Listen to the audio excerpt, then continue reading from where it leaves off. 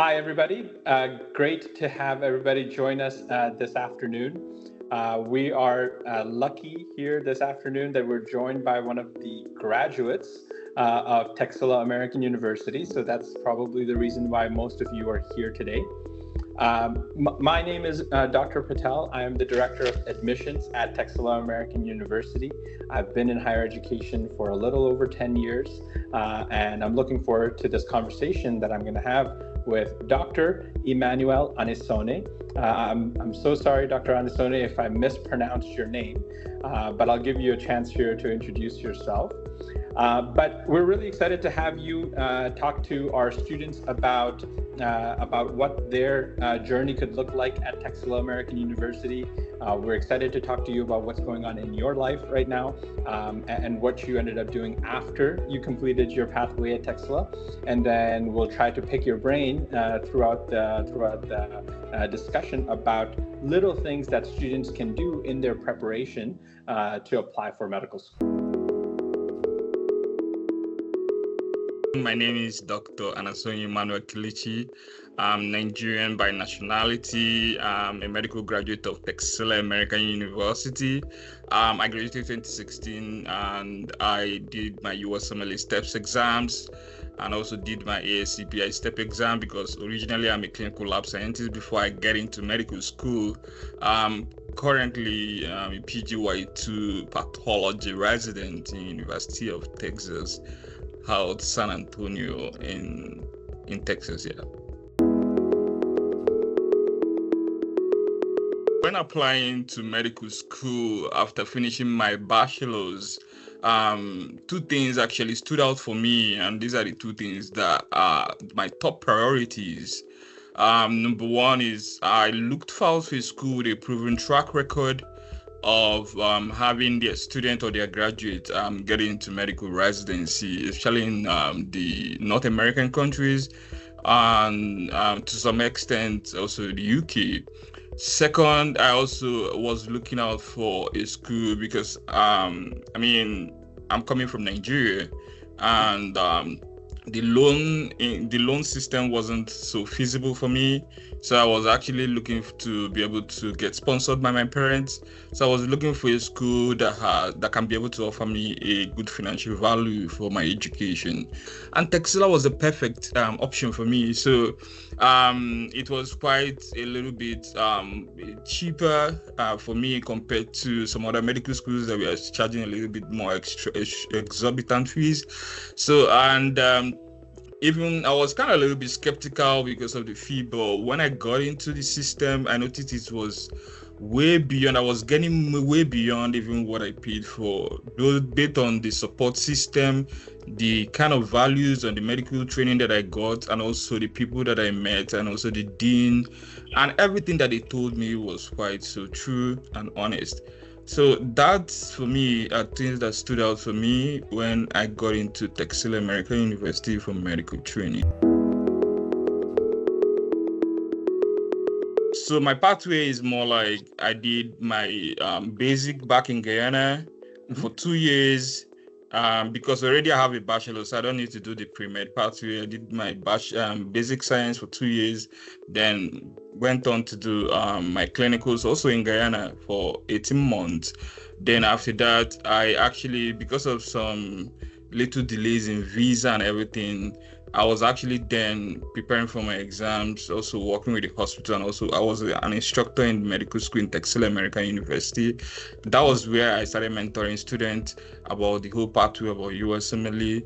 So when I had my visa issue resolved, I came down here to San Antonio, Texas. I did a couple of elective, or 2 of them.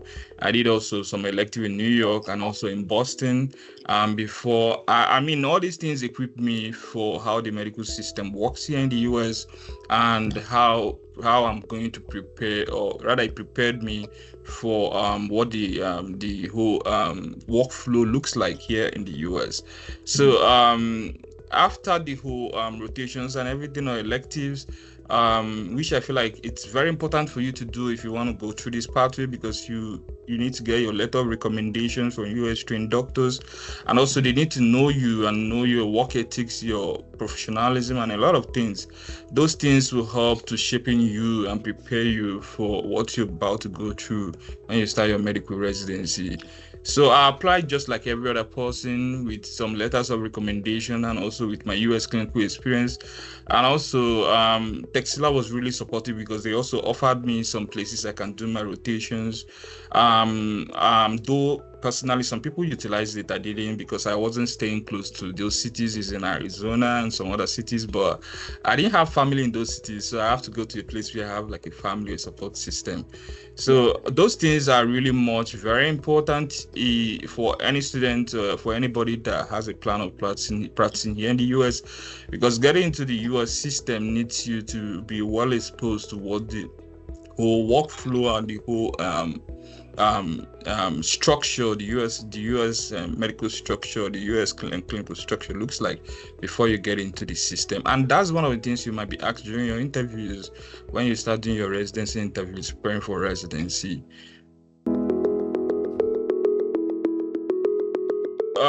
That's a very solid question, and that's a question most people would like to know, especially for international medical graduate, because sincerely speaking, when I was applying for medical school, I actually was a bit skeptical about leaving my home country, because that's my first time leaving my home country. It's going to another area to another country to go for medical school. So before you actually, or when you get into medical school, or if you're planning to apply to medical school, you already know it's a competitive environment, as we mentioned. One of the things that should be at the back of your mind is, do you want to pursue, what pathway do you want to pursue? Is it like a pathway of US medical residency, Canadian medical residency? Any medical residency is competitive regardless of where you're coming from. But let's more like center it on the US medical residency, because that is the one that is most talked about, and that's the ones most people actually are more interested in. So the US medical pathway is a pathway, or rather US medical residency pathway is a pathway where you actually have to write some board exams and also be able to prove yourself both academically and in other aspects of life before you actually be able to be certified. They call it ECFMG certified to be able to apply for residency. Let me just break down some specifics. So when you get into medical school, you do your basic medical science, from anatomy to physiology to pathology to pharmacology. These are just the basic medical science. After 2 years, you're eligible to write your USMLE Step 1. The Step 1 right now, just like you mentioned, is pass or fail, so you don't need scores.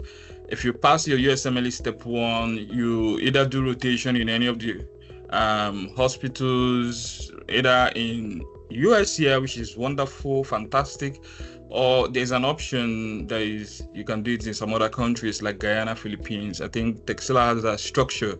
So if you finish your clinical rotations, before you start your elective, you have option of writing your USMLE Step 2.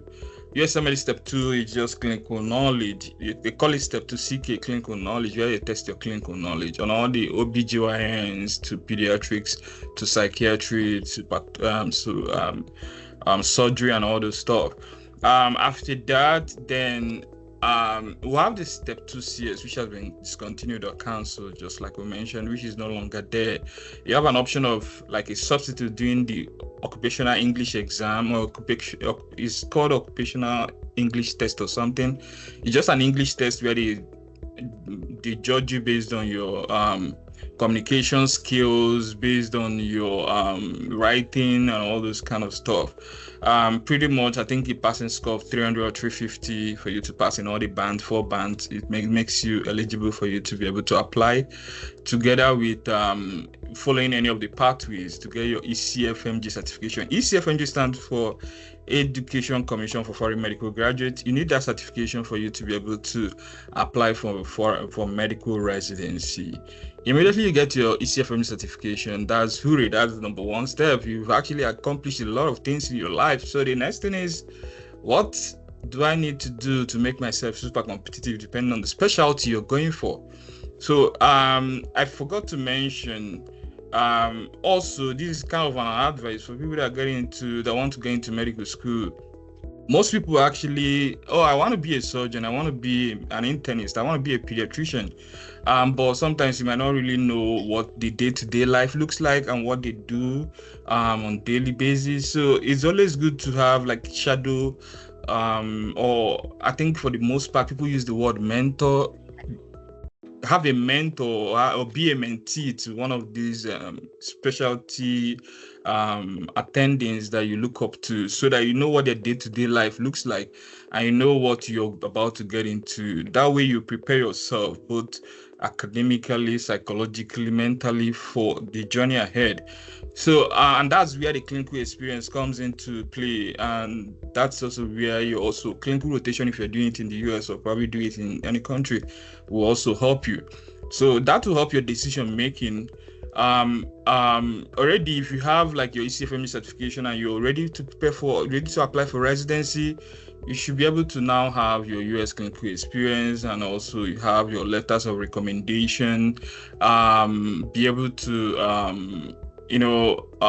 I feel like at that point, you should have also people that are mentors. Definitely, they're very important. That will help you, guide you through the whole process. You look out for programs. There's so many programs here in the US, different specialties, different programs. You look out for programs. Very essential that people don't really talk about, especially during the match or during this whole process, is you have to look out for cities where you feel like you're going to be supported, both psychologically, mentally, and everything. And also programs that you feel that you're going to fit into their system, because programs have their values, their mission and vision, and their goals. So you have to look out for programs, for specialty where you feel like you're going to be supported, and where you feel like you're going to get the best training ever to be able to be a well-accomplished doctor. These are the things that are very important to check out for. And you have a timeline where you have to do your own personal research on all these before you now apply for medical residency.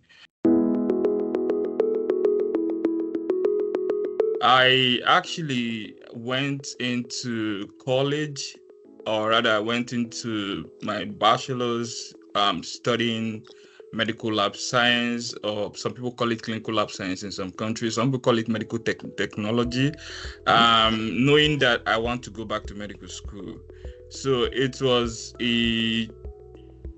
already something I have at the back of my mind before I entered into my bachelor's or my college.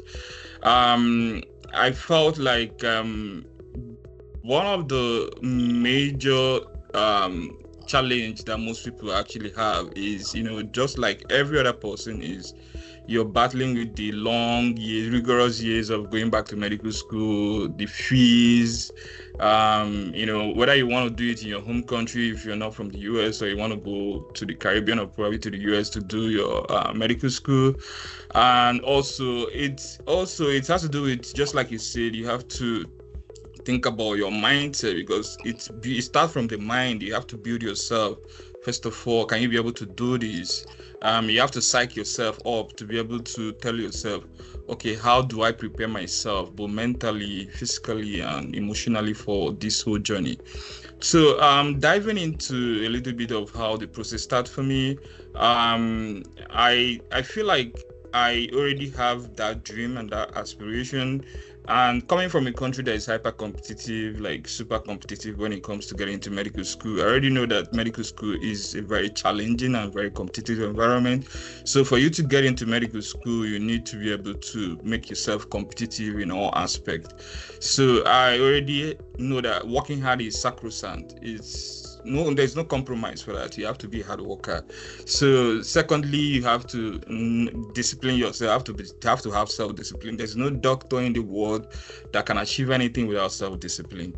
And for me, I also told myself that, okay, you have to have passion and also have drive for what you want, because there comes a time when the going gets tough, can you be able to make up your mind that this is what you want and keep pushing yourself really hard. So these are the things actually I have to psych myself up and build myself while I was in my undergraduate. And I feel like it was challenging, but with this at the back of my mind, it made it a little bit easier transitioning.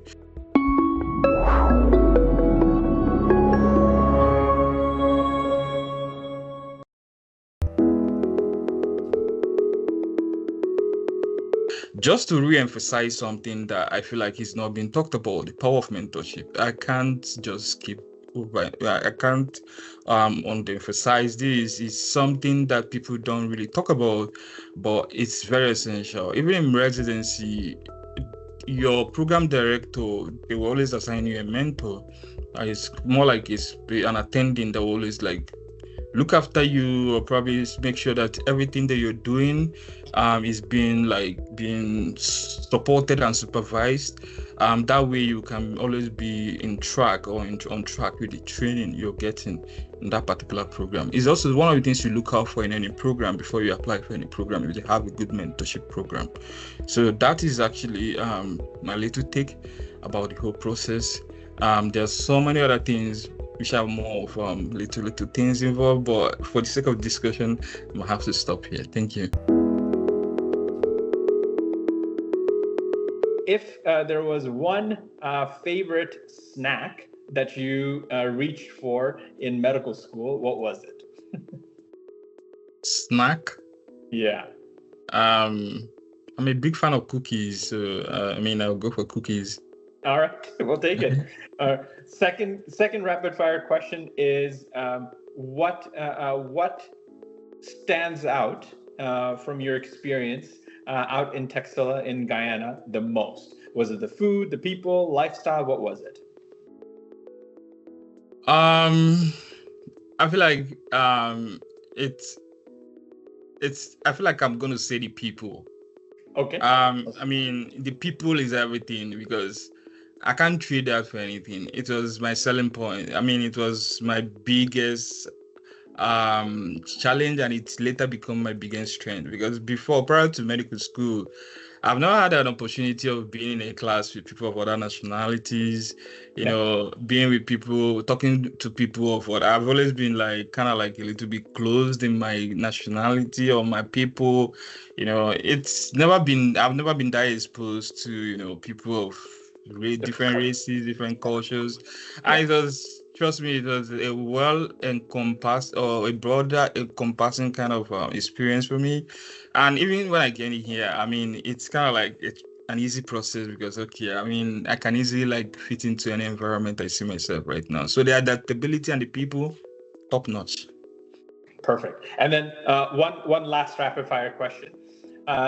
If you had to tell a young student thinking about medical school, what is one piece of advice that you would give them as they're getting ready to apply for medical school? One piece of advice, and this is what I would tell myself if I have to go back again, is always know what you want. Like, always know what you want. There will be times, there will be periods, there will be, will I say, not really opportunities, or there will be periods where your decisions will be challenged. There will be periods where you will be in a tough corner. There will be periods where you like have some very, you're kind of like asking yourself, what am I doing? If your goals and your aspirations are not these, you drop out. You're just gonna leave, or probably you might think like this doesn't make sense. But if you know what you want, regardless of whatever thing life is throwing at you, you just have to smile and just make the best out of it. And you'll be happy. Trust me, when you look back, you're happy that you made those decisions. So tough times, I still say, don't last. It's only tough people that last. So if you actually know what you want, anytime those tough periods or anytime those tough times and tough decisions come, those things, those your decisions, those your backbones that builds your decision making are the things that will push you through, or things that will make you actually overcome those hurdles. So always have at the back of your mind, it's going to be tough, but your decision, or rather whatever you have as your driving force, we actually take precedence over every other thing. Secondly, don't undermine the power of mentorship. Mentorship is everything. Mentorship is the key. It's going to help you a lot. It's going to push you a lot. It's going to make you always be self-motivated every single point in your life. So that's what I will always say every time that I'm being asked this question. All right. Well, I would not add anything to that. I think that's a perfect way to end our discussion. Once again, Dr. Emmanuel, thank you so much for joining us this afternoon. I know that it's tough to find these gaps in your schedule. As a resident, it's difficult to find time to be able to not only make time for yourself, but to be able to give back to the students in the form of mentorship. And we're really looking forward for you and other alumni to be part of this mentorship back to the students that are coming to Texila American University. So thank you again for joining us this afternoon. Everybody who's listening to this or watching this somewhere, take Dr. Emmanuel's advice, know what you want, find a mentor, and then just go for it. The rest will come as it comes. So with that, thank you again, Dr. Emmanuel. Thank you. My pleasure. He's a PGY2 pathology resident out in Texas. My name is Dr. Patel. I'm the Director of Admissions here at Texila American University. And we'll catch you at our next webinar. Thank you, everybody.